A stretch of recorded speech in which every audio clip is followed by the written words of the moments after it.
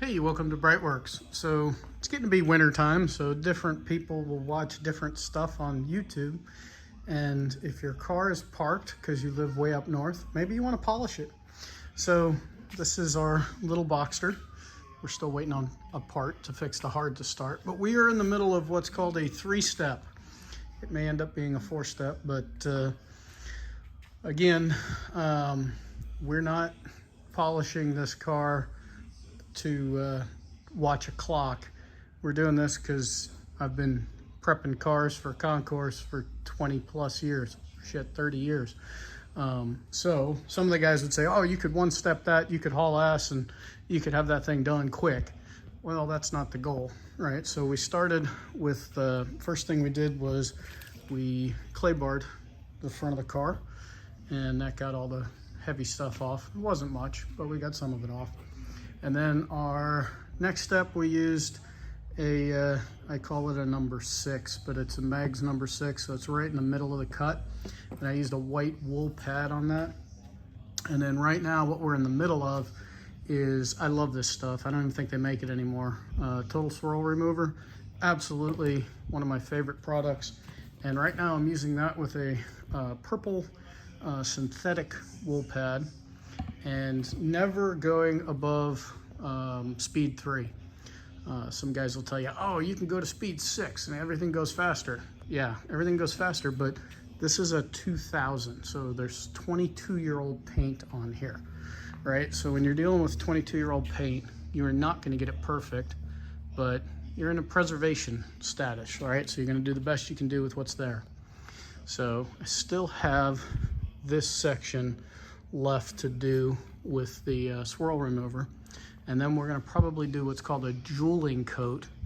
And because it is a 22-year-old paint job, there are enough little marks and things like that that we're not trying to take those out, but we're certainly not going to ceramic coat it. We're going to use an insulator wax, heavy duty carnauba, probably top that with a Hydra 2, even though everybody on the internet is going to go crazy because the Hydra 2 is not going to stick to the insulator wax. Fine, no problem. I'm not worried about it. I'm looking for protection and a little bit of gloss. And by the way, Hydra 2, very easy to reapply. So I'm really more interested in the carnauba kind of bonding with the paint and giving it a nice shine, but not that glossy that you get off of a ceramic. So I will do this last step, and hey, if you want to watch. Otherwise you can hit fast forward, or you can even stop the video. All right, we got F1 on in the background, but first thing, since we just did a panel, I'm gonna just clean the pad.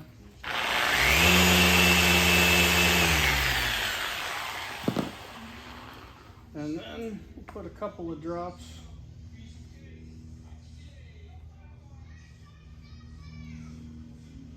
of our Total Swirl Remover.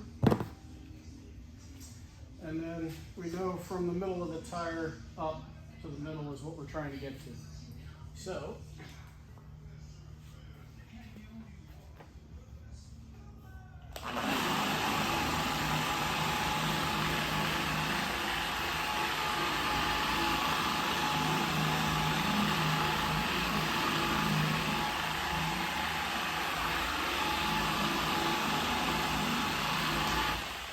all right, so lowest speed, all we were doing was spreading product, right? That's all.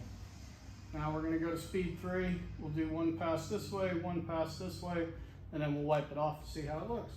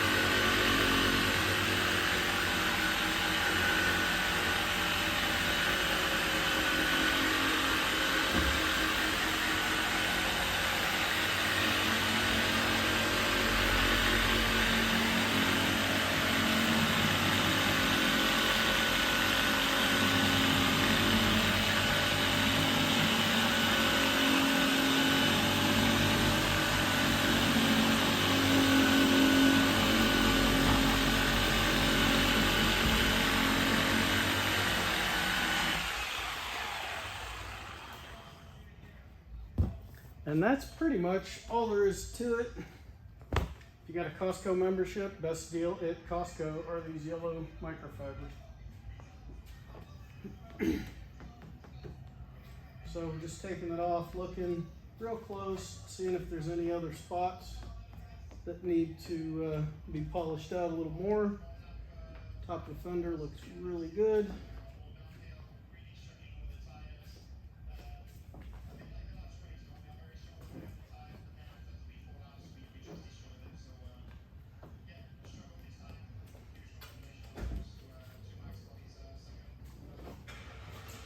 Absolutely happy with how that came out. We'll do one last little jeweling coat, and then we'll apply some wax. Yep, 2022, we're still using wax. It's a 2000 car, so stay with the technology that we had in the time. All right, if anything happens interesting on the jeweling coat, I'll definitely pull you guys back. Otherwise, you may see it at the wax. So probably one thing worth pointing out is I keep a bucket of O&R. And after the polish phase, I did wipe the car down, or at least the front area. I wiped it down with the O&R, just to kind of keep the dust down. I've spent years finding products that don't dust. So not a lot of dust, but I wanted it off there anyway. So what we're going to use now is something called Car Pro Reflect, and it's just a very fine polish. Some people say, oh, that step's not worth it. Well, yeah, maybe it's not, but we're going to do it anyway. And one other point, if you've made it this far in the video, this is a DA. I will self-admit I am afraid of rotaries. Rotaries, you can get ugly in a hurry. So using a wool pad on a DA, you got a lot less chance of hurting anything. And you can see now we're going to go with a non-waffle pad, even though those come in and out of vogue. But we're just going to use an orange pad. It is the most versatile pad in my experience. So I'm going to use an orange pad, and we're going to put you on time lapse because we're just going to do this final jeweling coat. And there are no fillers. We're not putting fillers in. I have stuff that has fillers in them. Problem with fillers is as soon as you wash the car, the fillers come out, the car looks like crap. So we're going for pure natural finish. If somebody wants to put fillers in there at some point in the future, God bless them, go for it. It's just not my style. All right, so we're gonna get on with it.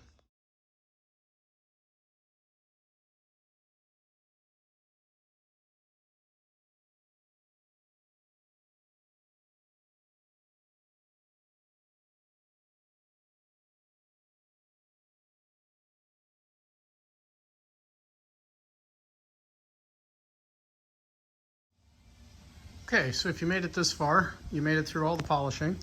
And what we're gonna do now is we're gonna apply something called Car Pro Eraser. So, I don't know what's in it. It's probably just a mild isopropyl alcohol, but we're gonna apply it because what it does is it makes sure, and I don't use a spray bottle or anything, I just get it on the rag. What it does is it makes sure that we take out anything. You can kind of see the little rainbow haze. It's taking off anything that's left on the paint. So in the time lapse, you kind of saw that I went over it with O&R, but now this stuff will make sure that our wax, because we're going to use a wax, will adhere straight to the paint and there won't be anything in the way. This is ultra important if you're doing ceramic, but I'm not a fan of ceramic. People know that. Some people give me a hard time about it, but I've had to polish out too many water spots. And oh, you're not maintaining it properly. Yeah, I'm probably in the top 2% of people who maintain cars, so what's the rest of the world doing? But we're gonna get on with it, get this cleaned off, and then we'll come back when we're ready to do our insulator wax. We're gonna apply this stuff called Colinite insulator wax. Found this stuff over a decade ago, and it's fantastic. A bottle will last you a lifetime. What's funny about it though is the first time you get it, if it's your first experience, you'll be like, well, wait a minute, is it supposed to be thick or liquid? Because it puts a plug in the top. You have to put this stuff out in the sun or in a bottle of hot water or in a bucket of hot water, and it will turn into this consistency that you can see in here. That's what it's supposed to be. Not supposed to be a thick glob.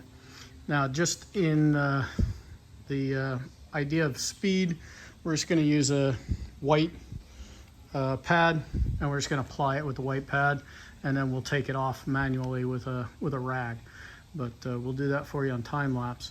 The only thing I would advise you on this, and everybody has different experiences, but I've noticed this is not a wax to put on the night before a concourse, because if there's any opportunity for the car to hologram, this stuff will absolutely bring out holograms. It actually looks better after one wash. So when you apply this, maybe do it the week before your concourse event, and then wash the car at some point in between. Some people have said, oh, you're getting holograms because of how you're buffing the car and polishing the car out.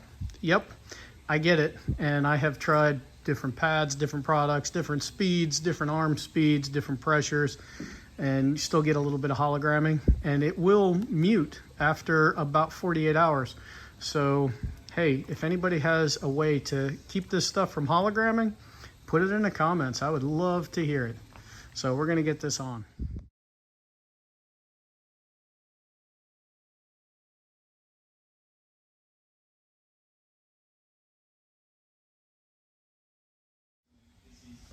The Colonite's on the car. You really want to put it on as thin as possible, otherwise it's going to take forever to get it off. But we're going to set a timer, let that dry for about 30 minutes. So usually the longer you let it go, the easier it is to come off. And then we'll do a second go around. Some people like to take it off a lot quicker than that. I found 30 minutes is pretty good, and it'll buff off pretty nicely. So we'll be back once this haze is over and it's ready to be removed. It's been about 30 minutes, so we're going to do the swipe test. And if you look closely, you can see it is not dry yet. So we're going to let it go another 30 minutes. That's one of the challenges of Colonite. You got to let it dry. The solvents have to flash off, or else you'll take it off and then tomorrow morning you'll see it and you'll be like, wait a minute, why is the car all splotchy? Because you didn't get it all off. So we'll give it another 30 minutes to check back. It's still a little bit more wet than I would really like it, but we're gonna do a second coat. So we're gonna take this first coat off, and you can see here why I really like this stuff, right? I've already taken it off the top of the fender here, and you just see the depth in the paint, and it's unbelievable. You know, 22-year-old paint, and you look at that and you go, damn. So we're gonna take this one off. We'll time lapse that, put another one on, and then we'll come back to you when it's all done. But yeah, this Colonite stuff is very nice. And then you can top it with anything.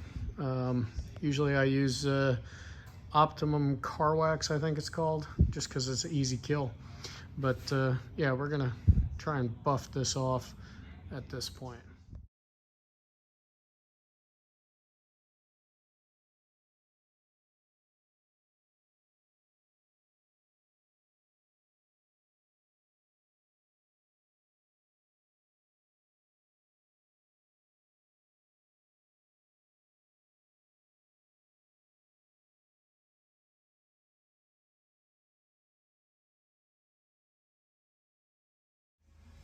And there we have it, mission accomplished. All the water spots are out, and it's got a nice couple of coats of Colonite on it, all polished off. We'll let that continue to flash off overnight, and we'll give her a wash tomorrow, and we'll top coat it with some kind of a spray wax. But yeah, came out pretty decent. And yes, I did have the car in a lift, so I didn't have to break my back, but it can be done. So good luck. You got any questions, certainly let us know at BreitWerks. You can check us out at BreitWerks.com, and we wish you the best in your car care experience. Not everything's building motors. Sometimes you got to take care of the outside of the car too. If you like these kind of videos, hit that subscribe button. Let us know. We keep doing them. But otherwise, have a fantastic day. Thanks for watching.